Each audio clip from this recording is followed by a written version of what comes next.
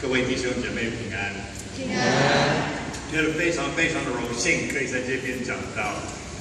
我以前在1980到83年在东海外文系教英文，每个礼拜都来这个教堂做礼拜。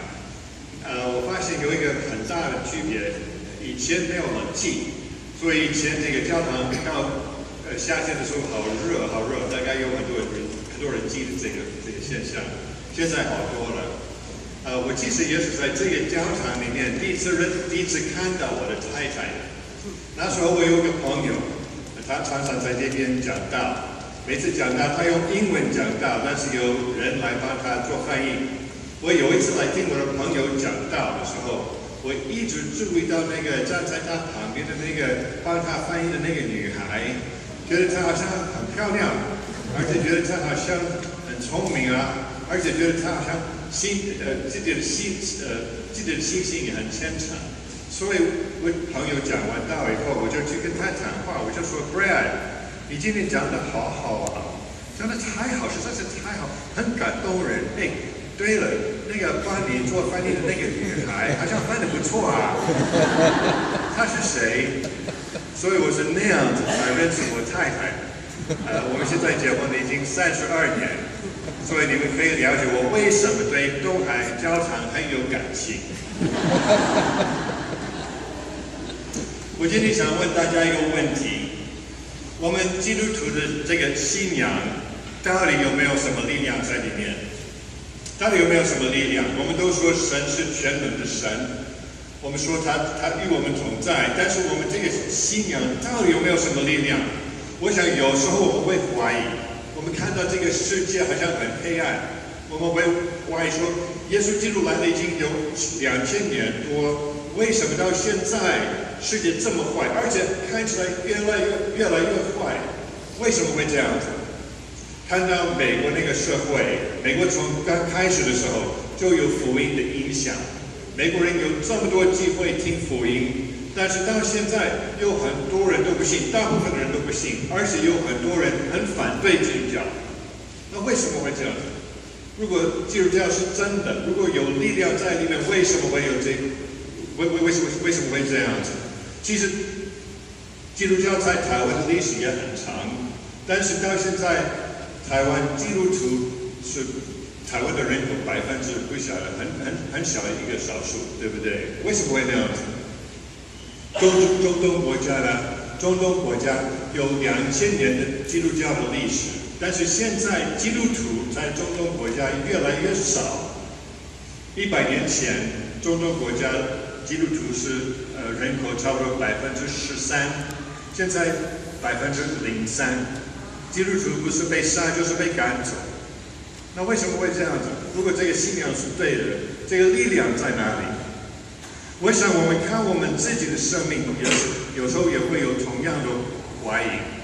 我信了耶稣大概信了快38年，38年几乎每天都看圣经，几乎每天都祷告，几乎每个礼拜都做礼拜。我很想跟从耶稣，我很想效法耶稣的模样，但到现在，我念主祷文的时候，念到那句话说：“主求你免我们的债，如同我们免了人的债。”我到现在我都不能跳过去，我还要念，为什么？因为我还是罪人，我还是会犯罪，我到现在在思想，在言语，在行为上，在我做的事，还有我应该做但是不做的事上，我都会得罪主。我不能全心爱主，也不能爱人如己。那不是有一点可笑吗？信了这么久还是个罪人，这个信仰到底有没有什么力量？要回答这个问题，我们应该好好研究耶稣赐给我们有关天国的教导。在马太福音第13章，耶稣讲了好多比喻有关天国。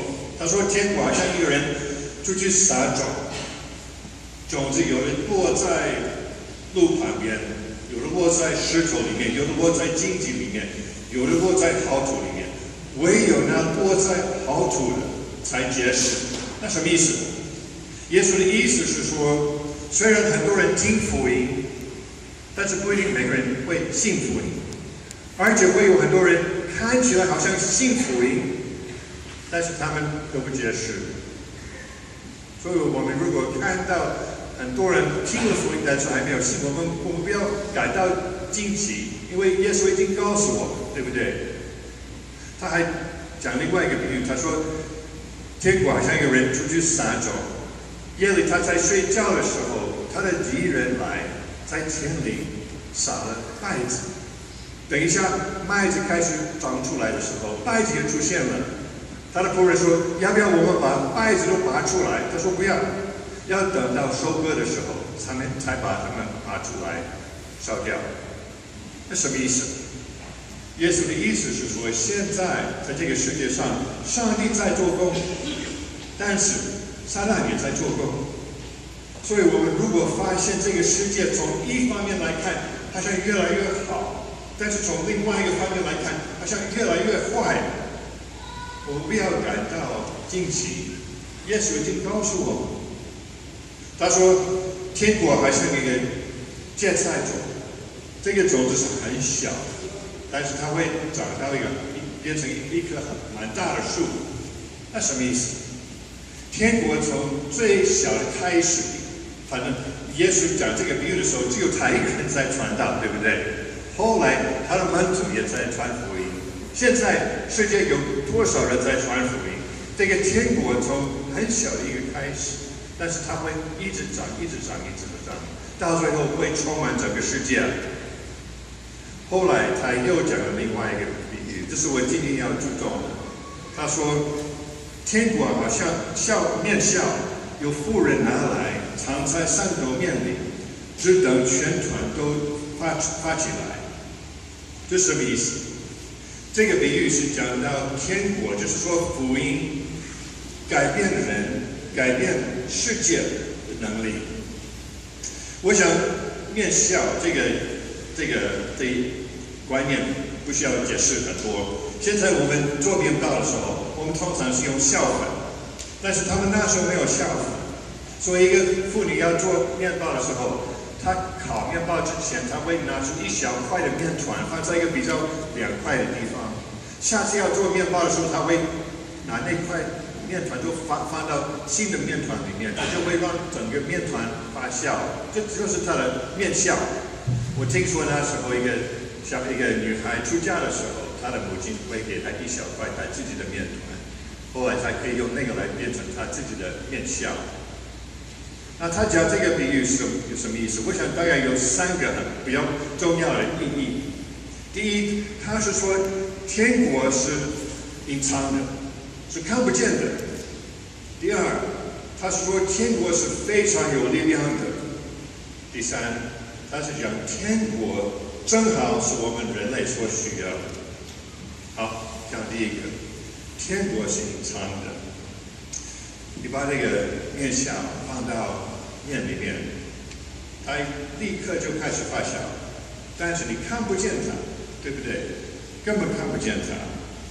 同样，福音来到我们人类的生命里面，或来到我们的社会里面，是看不见的。耶稣来的时候，一般的犹太人希望弥赛亚来，就会带来很大的力量来把所有的罗马人赶走。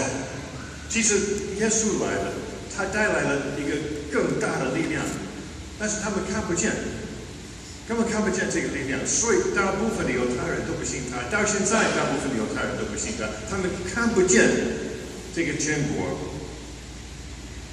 想想看，一个人信主的时候会发生什么事情？圣经说他现在是新造的人，他现在有一个新的生命，他已经重生了，他现在跟上帝有关系，圣灵活在他里面，他有一个新的目标，他有一个新的方向，所以他真的从这里面已经开始改变很多，但是从外面看他，你看不出来。因为通常一个人信耶稣的时候，他的个性不会改变，对不对？如果本来是内向的，信了以后还是内向的；如果以前有坏毛病，信了以后大概还是会有坏毛病。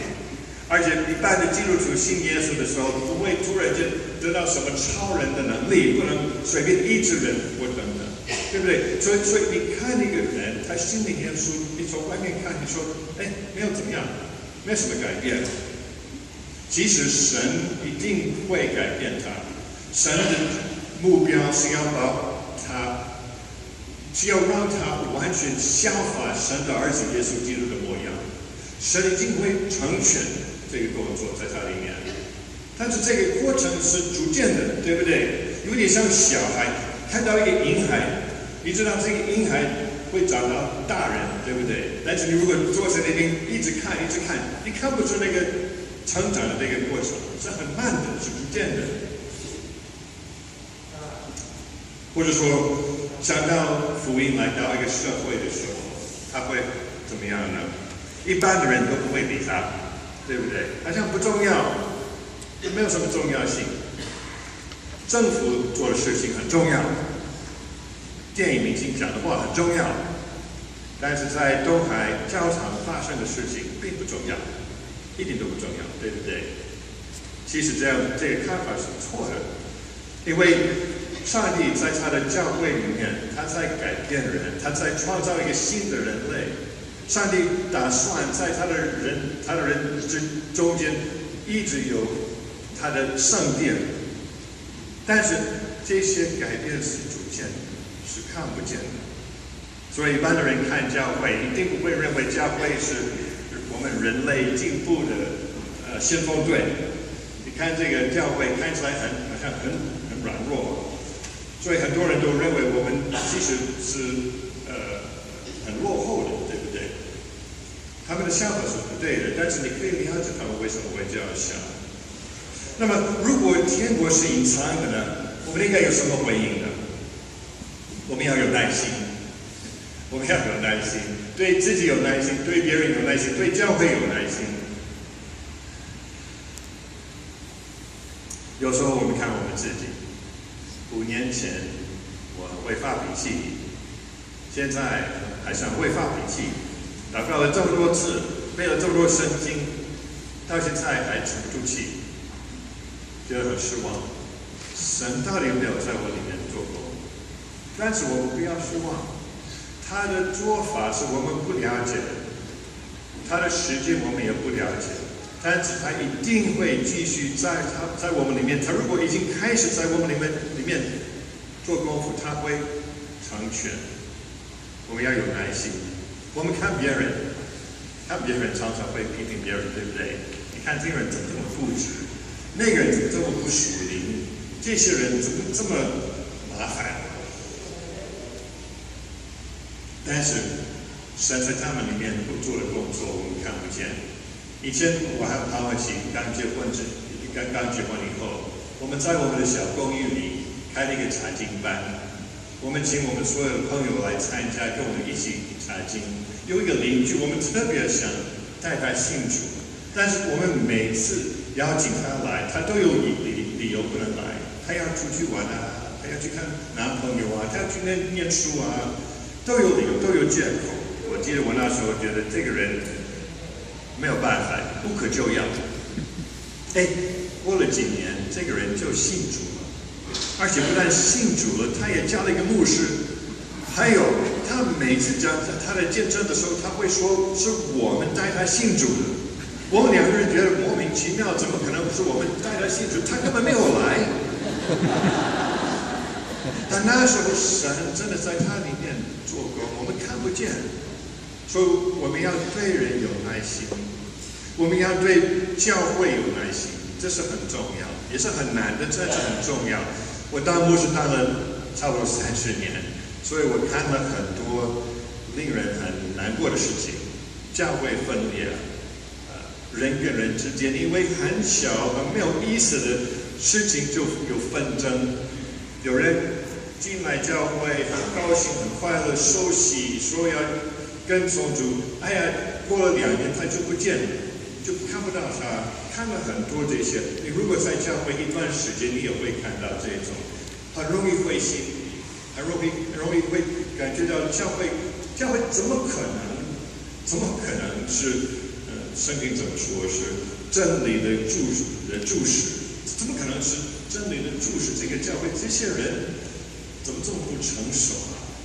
但是我们要有耐心，因为教会真的是耶稣所爱的新娘。现在这个新娘可能没有那么漂亮，但是将来她会非常非常的漂亮的美好。所以我们要有耐心，要对教会有耐心。所以这是第一件事情，天国是隐藏的，所以我们要有耐心。第二，天国是有能力的，是很有力量的，没有人能够阻止神在他的天国所行的事。其实做面包蛮好玩，不晓得你们有没有这个经验？你拿一点面包啊，那面粉啊、水啊、盐啊、糖啊，还有酵母，就把它。天国就是这样子。天国就是福音来到你的生命里面，它会改变你。福音来到一个家庭里面，它会改变那个家庭；它来到一个团体，来到一个社会，它会改变人。福音有力量改变整个世界。一个人开始信耶稣的时候，他从里面就开始改变。他对他自己的看法会改变。他对别人的看法会改变，他对大自然的看法会改变，他对上帝的看法会改变，什么都改变。因为他的想法改变，所以他的行为也渐渐的开始改变。因为他的行为改变，所以他人跟人之间的关系会逐渐的改变。因为他的关系改变，所以慢慢的，整个社会也会改变。我和我太太住的地方离一个大学很近，每年有几个从中国大陆来的访问学者来念书，我们都尽量趁机会去认识他们，跟他们交朋友。我发觉大部分这些访问学者对基督教有兴趣，他们可能没有接触过，但是他们是有兴趣。为什么呢？因为他们看他们自己的社会。中国大陆的社会，他们感觉到好像缺少什么，他们不晓得什么东西，但是他们觉得中国有一个需要，他们找不到这个，几乎可以说这个发酵剂，所以他们说，虽然有律法，虽然有政府，虽然经济也很兴旺，但是好像。除非人从心里面开始改变的话，社会不能改变。人如果一直都很自私，社会会继续有很多的问题，而且他们会怀疑说马克思主义，他们已经对那个没有兴趣。但是还有儒家、佛教、道家，他们会怀疑说这些比较传统的想法。到底有没有能力改变我们的社会？但是他们看西方国家，他们很清楚地看出来，基督教在西方的历史已经有很大的影响。其实我觉得他们常常看得比西方人看得清楚多了，因为西方人根本没想到我们现在的社会是很多都是因为基督教的影响。我举一个非常简单的例子，我以前有一个朋友，不是美国人，他跟我讲说，他在他自己的国家曾经骑摩托车出了车祸，然后他在路旁边昏迷了，流血，就躺在那边躺了1个小时，有几百个人开车过去看他，没有一个人留下来帮助他。后来他自己醒了，自己去医院。他跟我讲这个故事，我觉得很奇怪，怎么可能没有人帮助你啊？后来我也开始怀疑我自己的这个期望。我说为什么我会期望有人会帮助他呢？我发觉是因为我住在一个已经被耶稣的好撒玛利亚人的故事影响的社会里面。一般的美国人没有看过圣经，他们不知道这个故事。但是他们知道这个观念，他们知道如果有人在路旁边受伤，你一定要留下来帮他。都是福音的影响，福音会影响那些新的人，但是它也会影响到整个社会。那么，如果是这样子，如果天国是很有力量的，我们应该有什么回应呢？我说，如果天国是隐藏的，我们要有耐心；如果是有力量的，我们应该有什么回应？我们应该有决心、恒心，要有恒心。因为我们知道耶稣，我们知道上帝的大能已经在我们里面开始施展大能，所以我们要有恒心。虽然我们看不见他在做什么，但是我们要继续不断的、很努力的做耶稣给我们要做的工作。在腓立比书第2章12节，保罗叫那些信徒说：“你们当恐惧战兢，做成你们得救的功夫。”为什么呢？为什么要那样子做？因为他说：“因为你们立志行事，都是神在你们里面运行。”我们都不懂这个逻辑。他是说，因为你已经知道全能的上帝在你里面运行，所以你们要很认真的去做神叫你们做的事情。要很认真的看圣经，很认真的爱人，很认真的在你做你自己的工作的时候，把你工作献给上帝，求上帝在你的工作里面荣耀他自己。要很认真的传福音，因为传福音的时候，虽然不是每个人会信，但是主一定在那边，他的力量一定在那边。上帝的国是非常非常有力量的，所以我们要有恒心。那第三，天国是隐藏的，我们要有耐心。天国是有力量，所以我们要有恒心。但是天国也是我们人类所需要的，正好是我们人最需要的。不晓得大家有没有吃过五孝饼？犹太人到逾越节的时候都会吃五孝饼，那个饼是可以吃的，你可以吃的，它有点像饼干，扁扁干干、硬硬的，没有什么味道，可以吃，但是不好吃。你绝对不会用那个五孝饼来做三明治或汉堡或馒头或什么的，不好吃。其实面包要好吃的话，一定要发酵，一定要发酵。一个人没有耶稣，他可以活下去。你没有耶稣可以活下去，你可以生下来，可以长大，可以念书，可以结婚，可以有孩子，可以工作，什么都可以做。不一定要有耶稣，不过你没有耶稣的话，你过的人生是一个非常非常没有意义的人生。保罗在以弗所书第2章说，我们如果没有耶稣的话，我们活在这个世界是没有神也没有盼望，没有盼望。其实我们没有耶稣的话，我们根本不知道我们是从哪里来的。我们人是从哪里来的？不晓得要往哪里去。我们不晓得人生的意义是什么。我们会怕死，而且我们怕死是应该怕死，因为我们活在上帝的愤怒下面。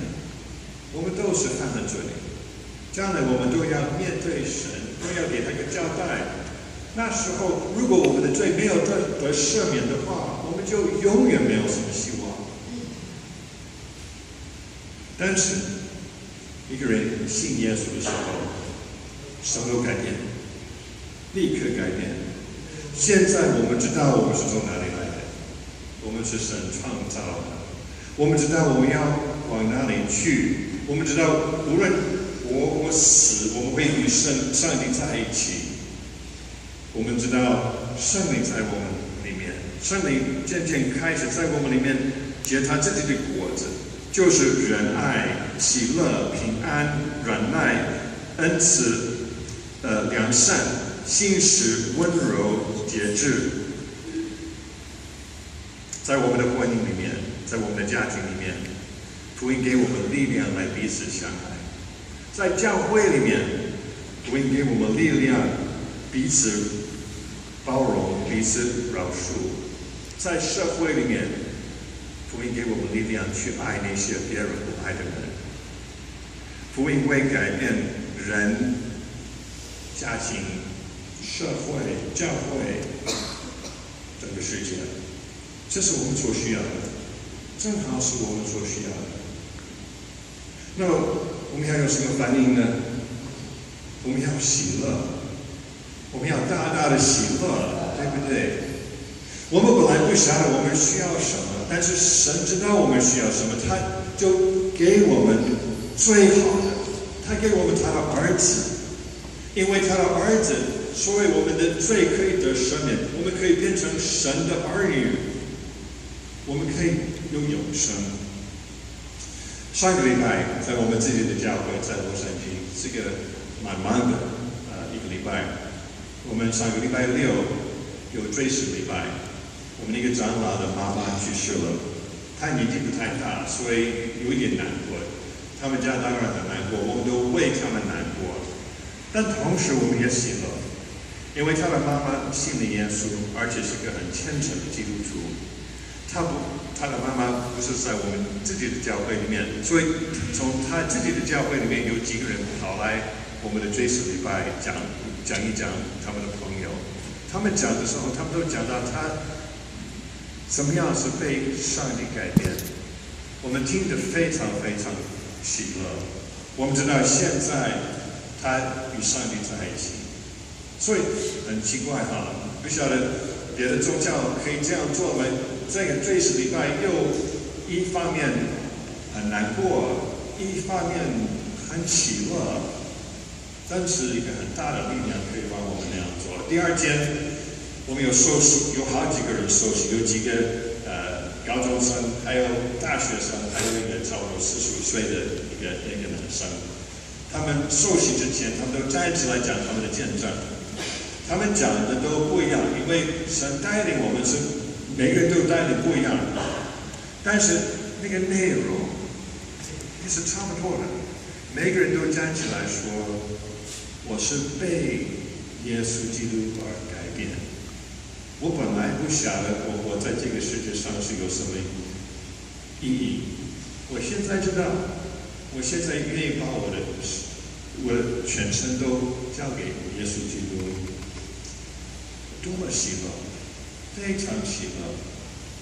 将来天国完成的时候，天国会有人是从各族、各方、各民、各国，每种人都会有。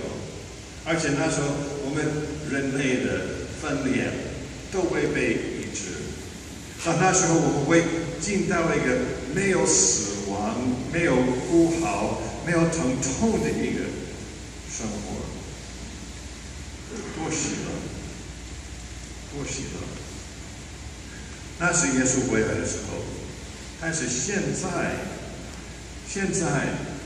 上帝的这个天国还在成长的时候，我们可以有耐心，可以有恒心，我们可以喜乐。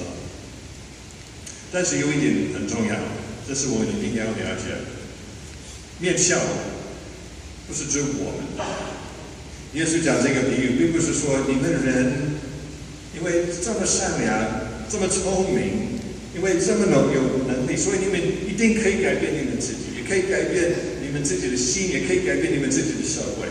他不是那个意思，他是说他自己是那面笑。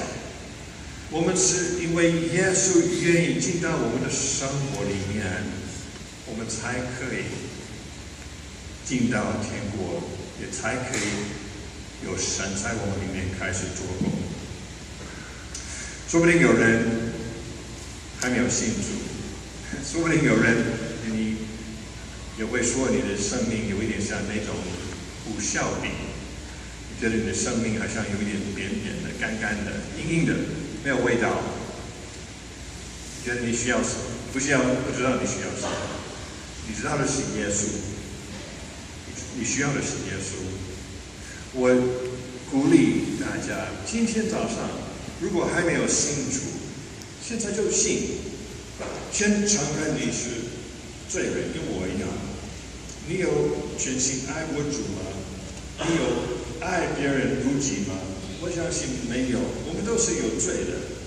我们要认罪，要悔改，然后接受耶稣基督当你的救主。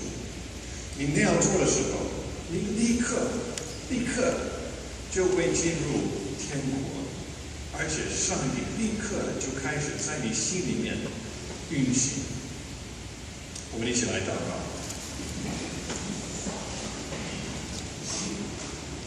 全能的上帝，感谢你把你的国度放在我们的当中，也邀请我们每个人进去。请主给我们足够的智慧和力量来听你的呼召，接受你的邀请，悔改，信你的儿子耶稣基督。在我们等候你国度的发展的时候，赐给我们耐心和恒心，也让我们在基督里能够喜乐。这样祷告是奉耶稣的名求。